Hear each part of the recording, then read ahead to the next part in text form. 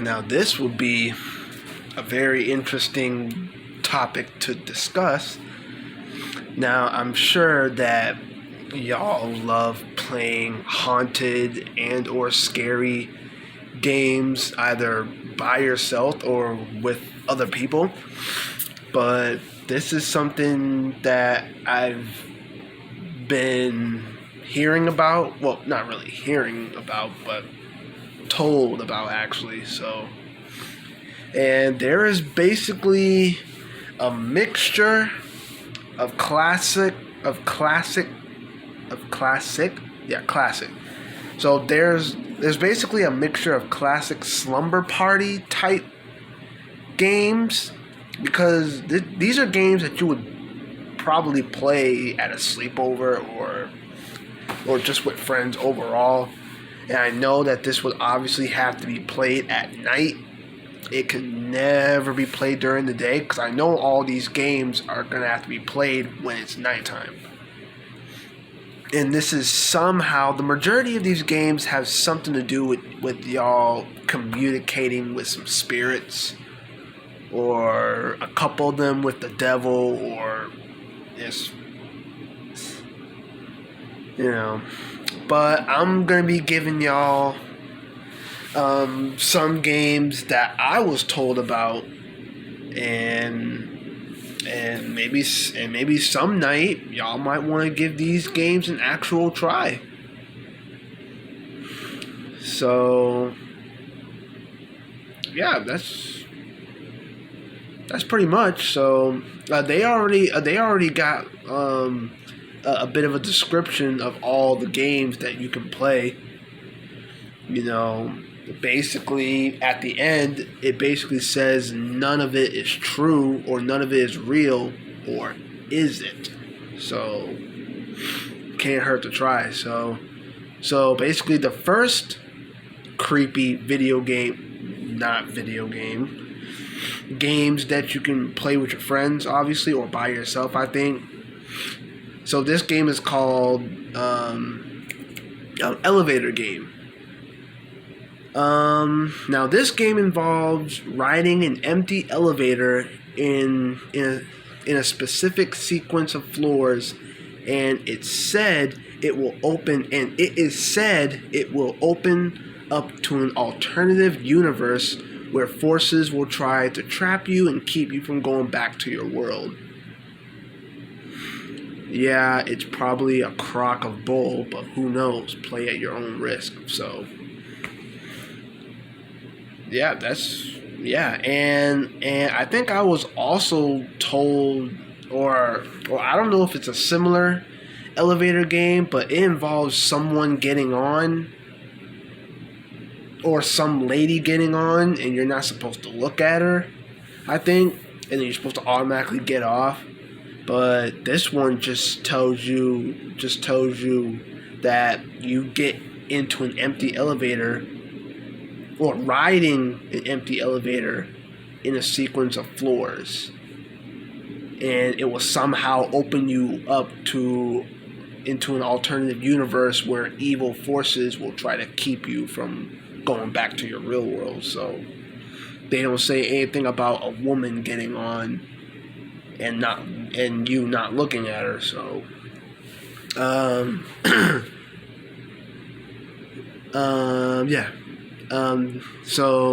yeah. So the second game is Sarah Sarita, I think. So this game, this is a silly game to play with a friend and 2 coins. Sit facing each other, each of you with a coin in your hand. Ask together, Sarita, however you pronounce the last name, may we join your game? Then toss your coins. If you both get heads, it's a yes. 2 tails mean no. If you get opposite sides, it's a maybe, and you'll need to ask again. Once she agrees to let you play, you can ask Sarita any question you have. when you're done playing, you'll need to exit the game and flip your coins again. So that's not really much of a creepy game, but they say it's a silly game. So,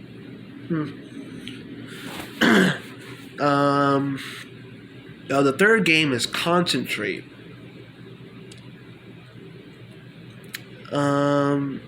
Actually, this is not a creepy game either. It only has a very small description. Admittedly, we've never played this game. Honestly, we probably never will.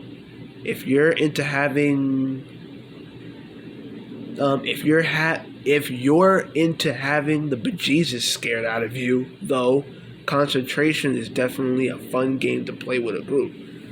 Obviously, they haven't said how to play it, so. Bloody Mary, the fourth game. I was told about this a lot. Bloody Mary is a fairly classic sleepover game. If you somehow missed out on the fun, though, here's how you play. Stand in a pitch dark bathroom facing the mirror and call Bloody Mary's name 3 times. If it works, you might see her face. Depending on what she thinks of you, she could scratch at you or possibly even pull you through the mirror into her world. Fun. Yeah, that's not fun. That's actually pretty scary as fuck. Light as a feather.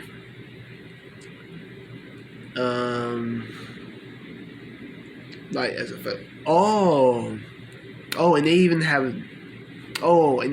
a video on how the game works. But I think I was told how that game works, but I don't feel like searching it up because that's gonna consume too much time. The sixth game is Sandman. So this particular game is only creepy because you get to learn about just how twisted your friends are. While one person lays on the ground face down, one person should be the speaker and describe in detail how you were murdered and filled with sand. They should go into as much detail as they can muster while they gently rub your legs and arms. When you stand up, you'll feel like your body is full of sand, whatever that means. Okay, I guess that is somewhat creepy, but at the same time, kind of disturbing because I don't want to end up feeling like I'm full of sand. So yeah, that's Sandman. Number 7, Devil Face. In this game, you gotta go into your bathroom right before midnight and stand in front of the mirror. Cut out all the lights and close your eyes. Once the clock strikes midnight, open your eyes and you should see the devil in the mirror. I don't really see anything creepy about that, but at the same time it should be. But how will you know if the clock strikes midnight? Well, unless if you was to have like an alarm clock on your phone, but they don't say anything about you having a clock on your phone or whatever, because most people's bathrooms don't have clocks. So unless if you was to have an alarm set up on your phone, and once it reaches midnight, open your eyes and you should see the devil literally in the mirror. But I guess I recommend you put your phone on vibrate when it turns midnight, so that way it don't make any sudden noise. Otherwise, you might just end up jump scaring yourself. This 8th game is Tsuji Yora, and this is obviously a Japanese fortune-telling game. And this game obviously has a scary reputation. Yeah. So basically, this game has some scary reputation for past games. If you're still up for playing, we urge you to remember that no one can actually predict the future. Wow. Yeah. 9, Red Book. Red Book is a Mexican fortune telling game, and it's only telling you that you'll need a red book and a red candle to play. But I'm not gonna look at what to do in that game because again, that's gonna consume too much time. A Ouija board. Now this is everyone's favorite actually. Here's the thing to know about an Ouija board. Once you buy it, you're stuck with it, but it can be a lot of fun to play with some fearless teens. Well, not just teens, but it's really for all ages. Well, maybe except for little kids, but teenagers, adults, we can play that too. Started as a parlor game in the late 1800s, the game was first advertised as a magical device that answered your most burning questions about the past, present, and future with marvelous accuracy. It promised never failing amusement and recreation for all the classes. A connection between the known and unknown, the material and immaterial.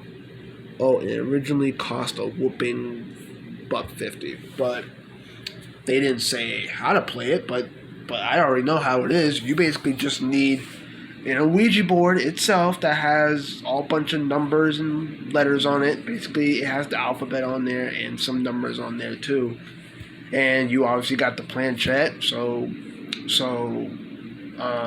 either you're playing by yourself or with other people. Y'all have your hands on the planchette. I don't know if you have to apply force on it, or just like somehow lightly put pressure on it, and then if you end up asking a question, somehow the planchette is supposed to move on its own. But sometimes it can be just your friend just fucking with you, or vice versa, or it can actually be a spirit moving it. So, and yeah, it really does say on here that it's not a device. It's a game that can literally answer questions about the past, present, and future. So, yeah, so like you can simply ask like a random question like, "Will I receive money tomorrow?" For example. And just imagine if it goes to yes. But again, that could be either your friend messing with you, or that could actually be the spirit telling you that, yeah, you'll receive money the next day. So yeah, that's the Ouija board.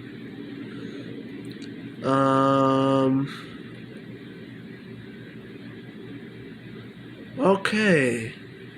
The Midnight Game. That's the 11th game. If you want to spend 3 hours and 33 minutes in utter terror, the Midnight Game is the way to go. The gist is this: you follow a set of instructions at midnight to awaken a murderous midnight man. He'll then chase you around your dark house until 3:33 a.m. and we're out. Wow. Now I don't know what those instructions are, but I don't want to find out. Let's see. Fortune telling. Well, it basically, oh yeah. Basically, fortune telling is basically just common modes of telling the future, if you believe in such things. So, but that's not really a creepy game actually. So that's actually pretty interesting. The Answer Man. Let it be said. So this is the 13th one. The Answer Man. Let it be said that we're big fans of any scary games that involve having other people around. There's something to be said for safety in numbers. As a bonus, this game's pretty simple. You need a group of 10 people, including yourself, standing in a circle with phones in hand. Everyone gets the number of the person to the left and enters it into their phone. Then, at the same time, everyone hits send.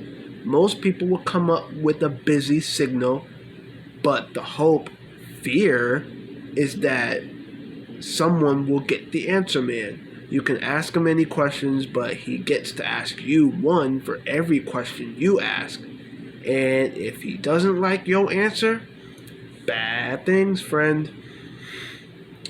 Yeah. I don't even want to know what he does.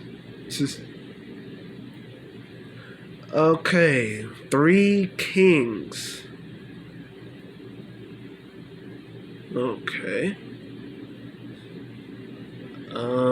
This doesn't look like a creepy game, but we'll see. This is a solitary game, or is it? 3 Kings is set to transport players into another dimension and offer clarity on their past and present. Some players claim to have had lucid conversations with themselves. That's not creepy at all. I don't know, that kind of seems creepy to me, at least to me. Here's how to play. Set up 2 mirrors across each other and sit in a chair, the throne, between the 2, making sure not to look in those mirrors. The player should hold a lit candle in their hand, but make sure not to look at the flame or let it go out. The player represents the king, and the other mirrors represent the queen and fool, without knowing which is which. The ritual can begin at exactly 3:30 a.m. and the player can begin asking questions into the darkness. If all goes right, there will be an answer from one of the mirrors. But since one is the fool and the other the queen, players must take answers with a grain of salt. I don't even want to know what those questions or answers are, but yeah.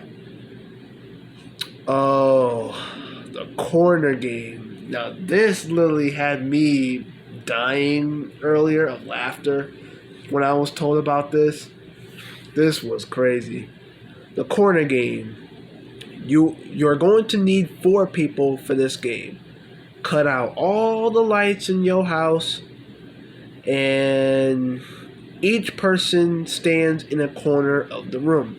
All players should do a few actions with their bodies, so basically like dance movements or whatever. And legend has it that moving in the corners of a dark room can draw demons out of the ceiling. You may even see something shift in the dark. It's up to you and your friends to figure out whether it's your collective paranoia or poltergeist. I would probably think it's my paranoia, actually. Pretty much. If I was to see something shift in the dark, I guess that kind of would be paranoia, but at the same time, poltergeist, because that can involve things being moved or thrown. So, these are the scary, and plus there are, right here they said there are scary video games to play. But I'm pretty sure you can play those games with your friends or by yourself. I already know a few games on here. I don't know the rest.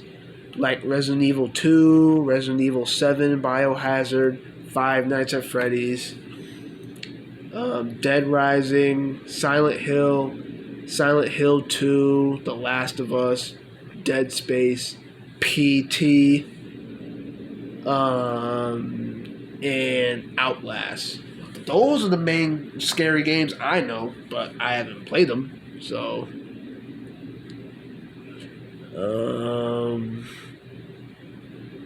are there any other games on here? Oh no, I don't see any other games. Well, yeah. But those are the games. They should have more on here. Let's see. I'll probably give y'all at least a few more games. Of those games that I just read to y'all, those weren't really much, but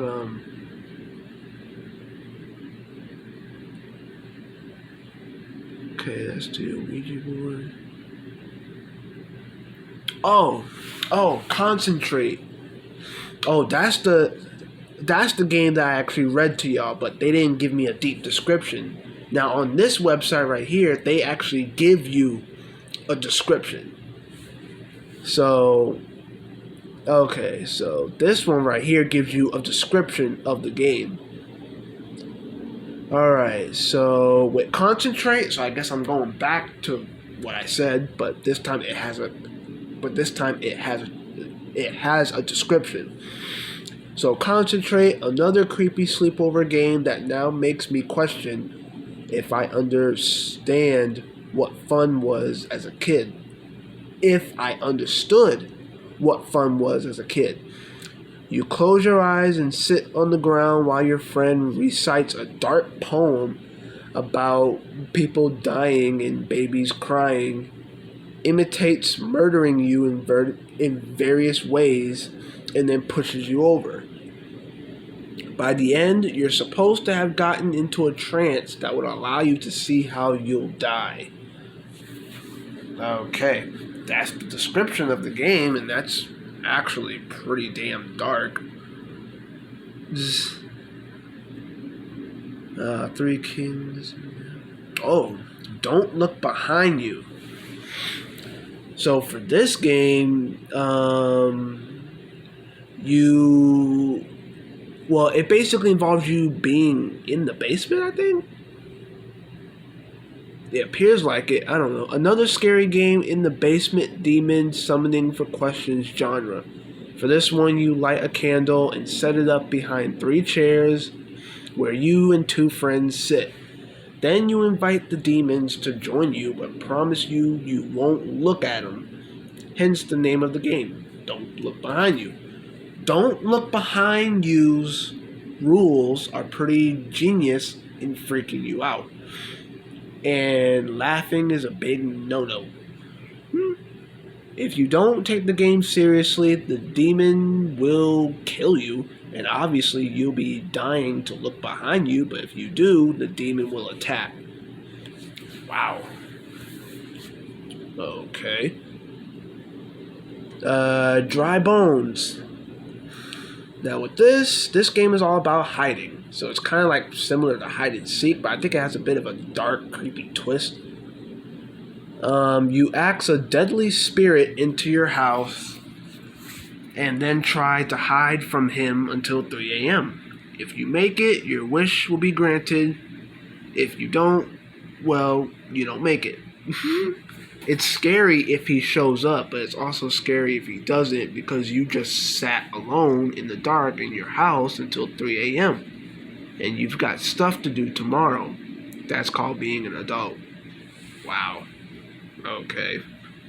It looks like someone personal is saying all these games. Ghost Paper Challenge, Spirit of the Door. Okay, so this is another scary game. Okay, with this one, if you ever wanted to ask a ghost a few questions, now's your chance. Shortly before 3 a.m., cut out all the lights in your house, go into a room, close the door, and light a candle.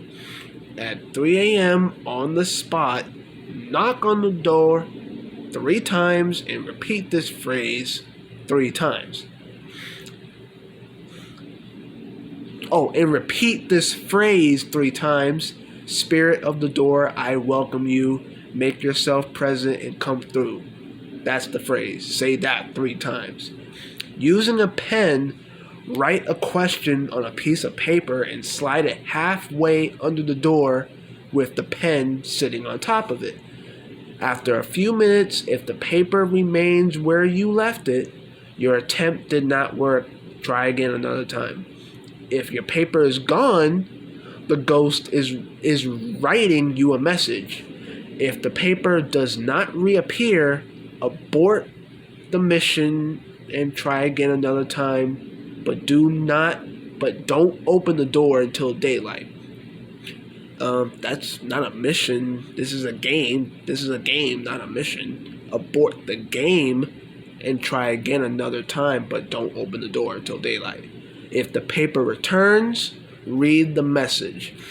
Repeat this process 2 more times to ask a total of and no more than 3 questions. If at any time you're told to go away, listen. After asking your 3 questions, thank the ghost for its time and blow out the candle. Again, do not open up the door until daylight. Wow. So I'm pretty sure you're pretty much just trapped in your room until daylight.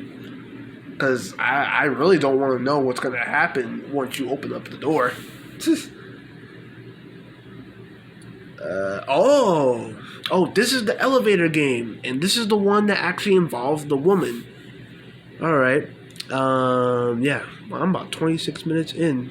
But I obviously can't go over 33 minutes, so I gotta hurry up. So I can read this one and maybe one more game.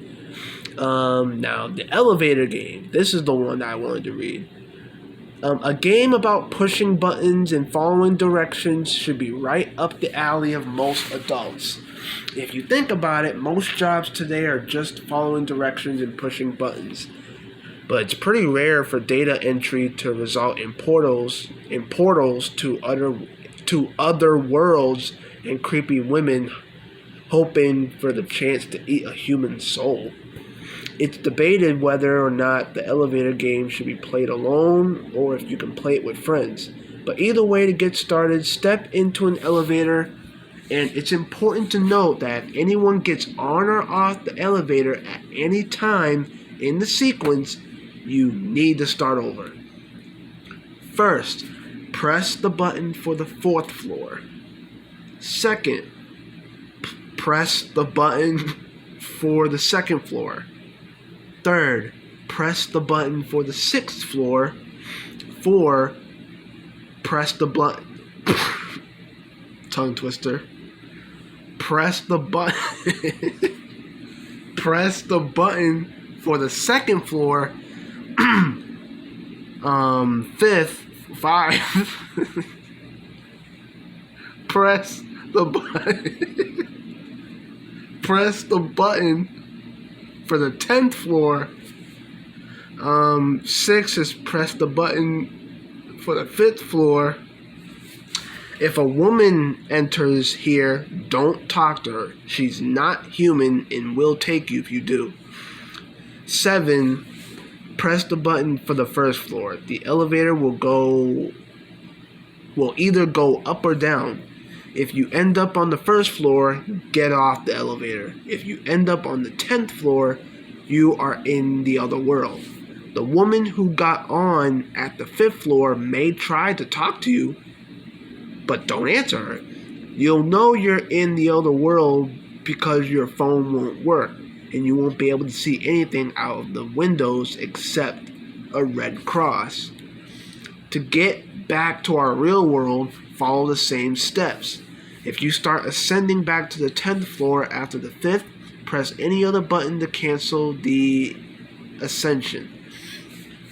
Once you reach the 1st floor, very carefully assess your surrounding to make sure you are no longer in the other world. As an added disturbing bonus, this is rumored to be the game that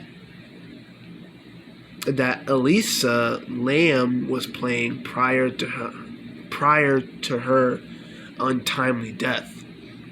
Wow. So it looked like a woman played this, and I guess something went completely wrong, and she died. Okay, and that's it. I'll read this one more right here. This game right here. This is called Cat Scratch. Also known as cat scratches or black cat scratch. This game is eerie but won't leave you in any pain. To play, sit down on the floor while your friend lays on their back with their head in your lap. Tell them a scary story about a cat as you rub their temples. End the story by saying cat scratch 3 times. Your friend should get up quickly right away and lift up their shirt to find red claw marks up their back. Wow. Now that's actually pretty creepy. And there are also a lot more other scary games too, but I'll probably read that to y'all in a future video. Or if I feel like uploading part 2 right after I upload this, then why not? If not, then maybe some other night, probably, if I feel like it. But yeah, those are the games right there. But if y'all want to try to play those games at y'all's own risk, because I know I ain't gonna be playing them. So, but yeah, those are the scary games. Most of them require you to play with other people. A couple of them may involve you playing by yourself. So, but yeah, again, play at your own risk. Some of them are actually pretty fun and non-creepy, and others are not only creepy but dark, sinister, and possibly disturbing too. But yeah. All right, but that's all I got for y'all tonight. Hopefully, y'all enjoyed and me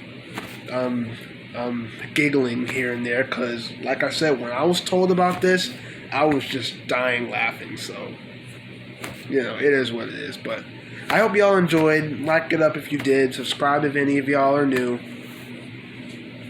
And yeah, and I'll see y'all in the next one or in part 2. All right.